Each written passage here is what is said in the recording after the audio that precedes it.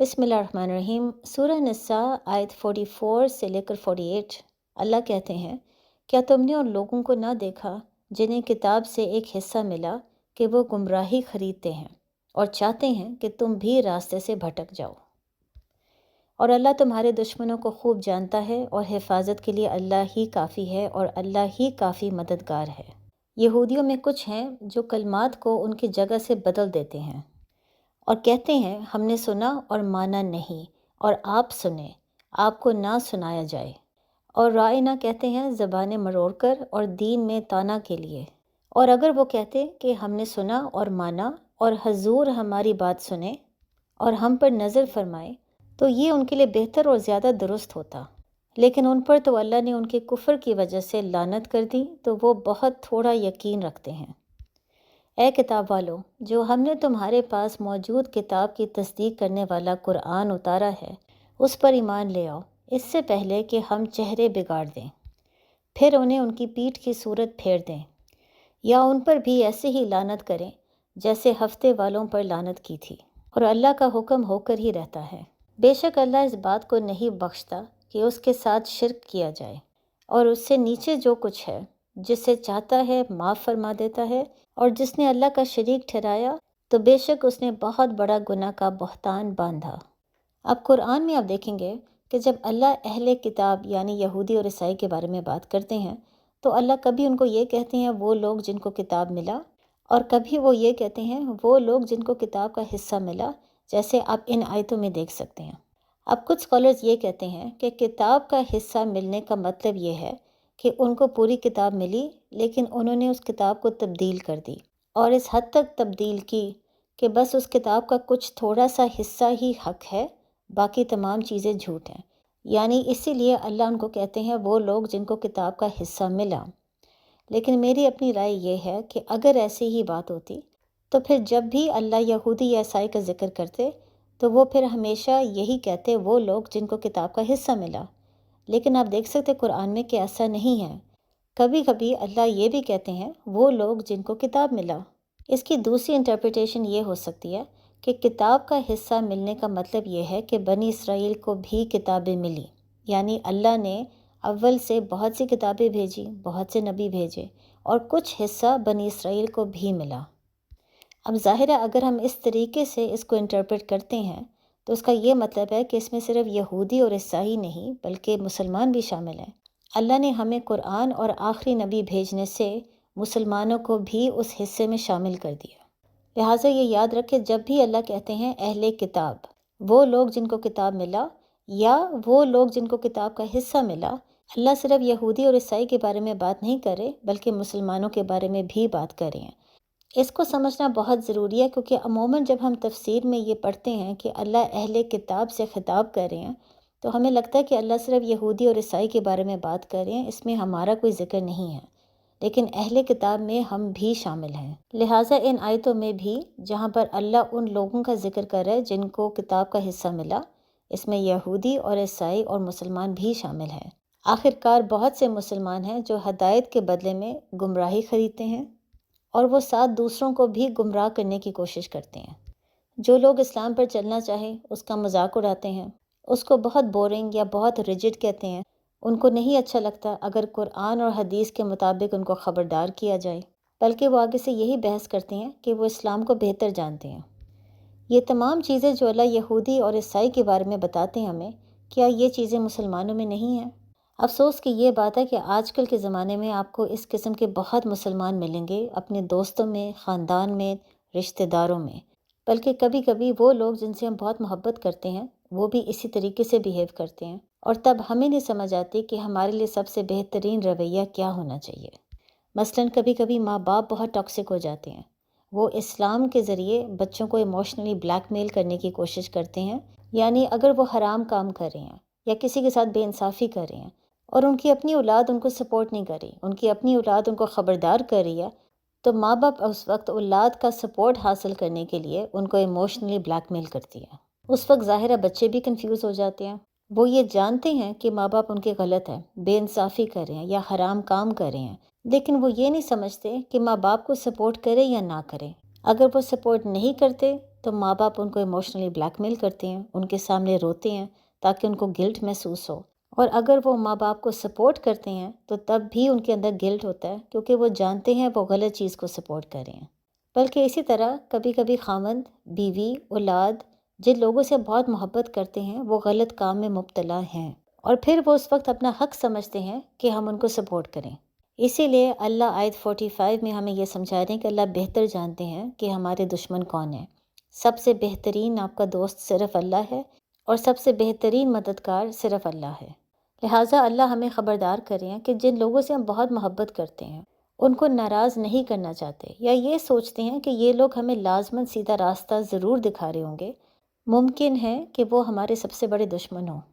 ہم نہیں جانتے لیکن اللہ ضرور جانتا ہے۔ اس لیے اللہ ہمیں عنایتوں کے ذریعے سمجھا رہے ہیں کہ خود تعلیم حاصل کرو اور پھر خود فیصلہ کرو کہ کیا چیز غلط ہے اور کیا چیز صحیح ہے۔ ایموشنل بلیک میل کا حصہ نہ بنو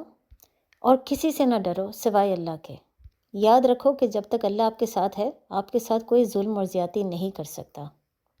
اب یہاں پر آپ ان آیتوں کی اہمیت دیکھ سکتے ہیں، جہاں پر سورہ نساء نے شروع میں ہی ہمیں عورتوں اور یتیموں کے حقوق کے بارے میں بتا دیا، ساتھ ہمیں یہ بھی سمجھا دیا کہ ہمارے حقوق ہے لیکن لوگوں کا بھی حق ہمارے اوپر ہے، اور اس کے ساتھ ساتھ آیت 41 میں اللہ نے خبردار کر دیا کہ قیامت کے دن ہم نے اللہ کے سامنے کھڑے ہونا ہے۔ یہ تمام چیزیں سمجھانے کے بعد اب اللہ ہمیں یہ سمجھا رہے ہیں کہ ویجیلنٹ ہو جاؤ، کیئرفل ہو جاؤ، آپ کو اب خبردار کر دیا گیا ہے۔ جیسے اللہ آیت 26 میں کہہ رہے ہیں، اب ہر چیز کو اللہ نے واضح کر دیا۔ اب اگر آپ ان لوگوں کی اطاعت کرو گے جو دوسروں کے حق چھینتے ہیں، دوسروں کے ساتھ بے انصافی کرتے ہیں، حقوق العباد کا خیال نہیں رکھتے، اور آپ صرف ایموشنل بلیک میل کی وجہ سے یا ان کو ناراض نہ کرنے کی وجہ سے کر رہے ہیں، تو قیامت کے دن آپ کو کوئی بھی نہیں بچا سکے گا۔ اب ظاہر ہے لوگوں کے سامنے آواز اٹھانا، انصاف کے لیے کھڑے ہونا بہت مشکل کام ہے، لیکن کیونکہ یہ بہت بڑا جہاد ہے اسی لیے اس کا اجر بھی بہت زیادہ ہے۔ ساتھ ہی آپ ان آیتوں میں دیکھ سکتے ہیں کہ اللہ یہودیوں کا ذکر کر رہے ہیں کہ یہودی ہمیشہ دین کا مذاق اڑاتے تھے، اللہ کے لفظوں کو تبدیل کرتے تھے، اور اللہ کے حکم سننے کے بعد کھلے عام کہتے تھے ہم نے سنا لیکن ہم اطاعت نہیں کریں گے۔ یہ تمام چیزیں ہم نے سورہ بقرہ سیریز میں بھی کور کیا تھا، جہاں پر بنی اسرائیل میں کچھ یہودی جان بوجھ کر ہفتے کے دن مچھلی پکڑتے تھے، جبکہ ان کو یہ سمجھایا گیا تھا کہ ہفتے کے دن وہ صرف اللہ کا ذکر کریں گے۔ ان کو بار بار خبردار کرنے کے باوجود وہ نہیں سنتے تھے اور اللہ کے حکم کا مذاق اڑاتے تھے، اور پھر آخرکار جب اللہ کی سزا آئی تو اللہ نے ان کی شکلیں بدل دیں۔ اسی طرح اس وقت مدینہ میں مسلمانوں کو سمجھایا گیا تھا کہ جب بھی وہ نبی محمد صلی اللہ علیہ وآلہ وسلم سے بات کرنا چاہتے ہیں تو وہ شروع میں رائنا کہیں، جس کا مطلب یہ ہے کہ آپ درخواست کریں نبی سے کہ وہ آپ کی طرف توجہ کریں، لیکن یہودیوں نے رائنا کے بدلے میں رائینہ کہنا شروع کر دیا تھا، جس کا مطلب بہت برا تھا کیونکہ وہ نبی کا مذاق اڑانا چاہتے تھے۔ اسی لیے آپ سورہ بقرہ میں دیکھ سکتے ہیں پھر اللہ نے مسلمانوں کو یہ حکم دے دیا کہ رائنا کے بدلے میں انظرنا کہنا شروع کر دیں۔ انظرنا کا بھی وہی مطلب ہے جو رائنا کا ہے، لیکن کم از کم وہ ایک ایسا لفظ ہے جس کو یہودی اپنی زبانیں مروڑ کر کچھ اور نہیں بنا سکتے۔ اب یہاں پر ہم ایک سوال پوچھ سکتے ہیں کہ یہ تمام باتیں اللہ ہمیں پہلے سے سورہ بقرہ میں بتا چکے ہیں۔ اللہ نے اس صورت میں بنی اسرائیل کی ہسٹری اور ان کی تمام غلطیاں ہمیں بتا دی تھیں۔ یہاں پر سورہ نساء میں ان تمام چیزوں کا ذکر کرنے کا کیا مطلب ہے، خاص طور پہ جب سورہ نساء حقوق العباد کے بارے میں ہے، وہ حق جو ہم ایک دوسرے سے ہمیشہ مانگتے ہیں۔ یہاں پر بنی اسرائیل کی ہسٹری کا ذکر کرنے کا کیا فائدہ؟ اس کے جواب میں ہم میں سے ہر انسان اپنے آپ سے یہ پوچھے کہ جو حرکتیں بنی اسرائیل کر رہا تھا، کیا ہم آج مسلمان ہونے کے ناطے وہ تمام حرکتیں نہیں کر رہے؟ ہم اللہ کے حکم کو سنتے ہیں لیکن یا اس کو بدلنے کی کوشش کرتے ہیں، یا اس کو نظر انداز کر دیتے ہیں، یا اس کا مذاق اڑاتے ہیں۔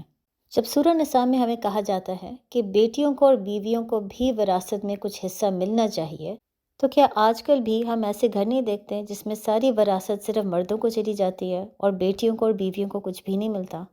جب اللہ نے سورہ نساء میں ہمیں حکم دے دیا کہ بیویوں کے ساتھ اچھا سلوک کرو، ان کو مینٹلی ٹارچر نہ کرو، ان کو بے عزت نہ کرو، کیا آج کل ایسے گھر نہیں ہیں جہاں پر بیویوں کو مینٹلی ٹارچر کیا جا رہا ہے؟ ان کے خاوند جان بوجھ کے اللہ کے حکم کو نظر انداز کر دیتے ہیں، یہ سوچ کے کہ ان کا حق ہے بیوی کو ٹارچر کرنا۔ کیا آج کل ایسے گھر نہیں ہیں جس میں خاوند بیوی کو ایموشنلی بلیک میل کرتا ہے یہ کہہ کر کہ اسلام میں نبی نے خاوند کو خدا کا درجہ دے دیا ہے، اس ایک حدیث کی بنیاد پہ جس میں نبی محمد صلی اللہ علیہ وآلہ وسلم نے یہ کہا تھا کہ اگر خدا کے علاوہ کسی کو سجدے کرنے کی اجازت ہوتی تو نبی اس وقت عورتوں کو یہ حکم دیتے کہ اپنے خاوندوں کو سجدہ کرو۔ کیا آج کل ایسے گھر نہیں ہیں جس میں خاوند اس حدیث کا غلط مطلب نکال کر بیوی کو پریشرائز کرتے ہیں؟ ایک ایسی حدیث جس پہ نبی محمد صلی اللہ علیہ وآلہ وسلم صرف سمبلائز کرنے کی کوشش کر رہے تھے کہ خاوند فیملی کا لیڈر ہوتا ہے، وہ سربراہ ہوتا ہے، وہ قوام ہوتا ہے،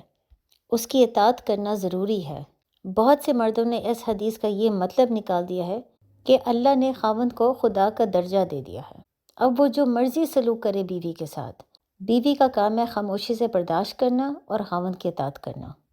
اسی طرح کیا ایسے گھر نہیں ہیں جس میں بیویاں بلا وجہ خاوندوں کی اطاعت کرنے سے انکار کرتی ہیں بلکہ وہ خود قوام بننا چاہتی ہیں؟ کیا آج کل کے زمانے میں ایسے مسلمان نہیں ہیں جو حجاب کی آیتوں کو بدلنا چاہتے ہیں یہ کہہ کر کہ حجاب فرض نہیں ہے، یا اگر حجاب فرض تھا تو وہ صرف 1400 سال پہلے کے مسلمان عورتوں کے لیے تھا؟ کیا آج کل کے زمانے میں ایسے مسلمان نہیں ہیں جو ایک دوسرے کو خبردار کرنے سے یا سمجھانے سے منع کرتے ہیں، ان کو یہی سمجھاتے ہیں کہ اپنے کام سے کام رکھو، حالانکہ اللہ نے قرآن میں واضح کر دیا ہے کہ مسلمان کا کام ہی یہی ہے کہ وہ ایک دوسرے کو خبردار کرے۔ لہٰذا اب آپ سمجھ سکتے ہیں کہ یہ آیتیں جو بنی اسرائیل کے بارے میں ہیں، یہ آیتیں اب سورہ نساء میں کیوں آ رہی ہیں۔ آیت 46 صرف بنی اسرائیل کے لیے نہیں ہے بلکہ ہمارے لیے بھی ہے۔ اللہ ہمیں بھی خبردار کریں اور ہمیں یہی سمجھا رہے ہیں کہ جب ہم اللہ کا حکم سنیں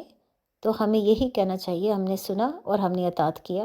بالکل ویسے ہی جیسے اللہ سورہ بقرہ کی آخری آیتوں میں ہمیں سمجھاتے ہیں۔ جب کوئی ہمیں اسلام کے بارے میں سمجھائے یا اللہ کا حکم بیان کرے تو ہم غور سے اس کو سنیں، بجائے اس کے کہ ہم وہاں سے دور چلے جائیں جیسے ہم نے کچھ سنا ہی نہیں۔ لہٰذا آیت 47 میں اللہ یہودی، عیسائی اور مسلمان تینوں گروہ کو یہی سمجھا رہے ہیں کہ اب قرآن آ چکا ہے، اس پر فوراً اطاعت کرو، اس سے پہلے کہ وہ دن آ جائے کہ آپ کی شکل اللہ تبدیل کر دے۔ بنی اسرائیل اللہ کے حکم کے خلاف کیا تھا اور بنی اسرائیل کو اسی وقت سزا مل گئی تھی۔ ہمیں ابھی تک اللہ نے سزا نہیں دی۔ آخری امت ہونے کی وجہ سے جس کو ایک آخری رسول ملا ہے، اللہ ہمیں وقت دے رہے ہیں، اللہ ہمیں صبر دکھا رہے ہیں اور ساتھ ساتھ ہمیں موقع دے رہے ہیں کہ اس سے پہلے ہمارا بھی وہی حال ہو جو بنی اسرائیل کے ساتھ ہوا تھا، ہم اپنے آپ کو تبدیل کریں اور اس قرآن کو سیریس لیں۔ لہٰذا حقوق العباد کو ایک معمولی چیز نہ سمجھیں، جو دوسروں کا حق ہے آپ پر اس کو سمجھے اور ان کو لازماً دیں، اور جو آپ کے حق ہے دوسروں پر اس کو بھی سمجھے اور وہ بھی لازماً دوسروں سے لیں۔ اللہ نے صرف مذاق کے طور پر ہمیں یہ تمام حقوق کے بارے میں نہیں بتائے، لہٰذا دوسروں پر انگلی نہ اٹھائیں، سب سے پہلے اپنے اوپر انگلی اٹھائیں۔ آپ خود کیا کر رہے ہیں؟ اور جیسے اللہ نے آیت 41 میں ہمیں خبردار کر دیا ہے کہ وہ دن آنے سے پہلے جب آپ اللہ کے سامنے کھڑے ہوں گے اور آپ گواہی دیں گے کہ اللہ مجھے آپ کی بات سمجھ آ گئی تھی، میں نے سن لیا تھا پر میں نے جان بوجھ کے اطاعت نہیں کی، میں اپنے ایموشنز کو قابو میں ہی نہیں رکھ سکا۔ وہ دن آنے سے پہلے انسان توبہ کرے، اپنے آپ کو تبدیل کرے تاکہ اس دنیا میں اور آخرت میں بھی وہ کامیاب ہو سکے۔ السلام علیکم۔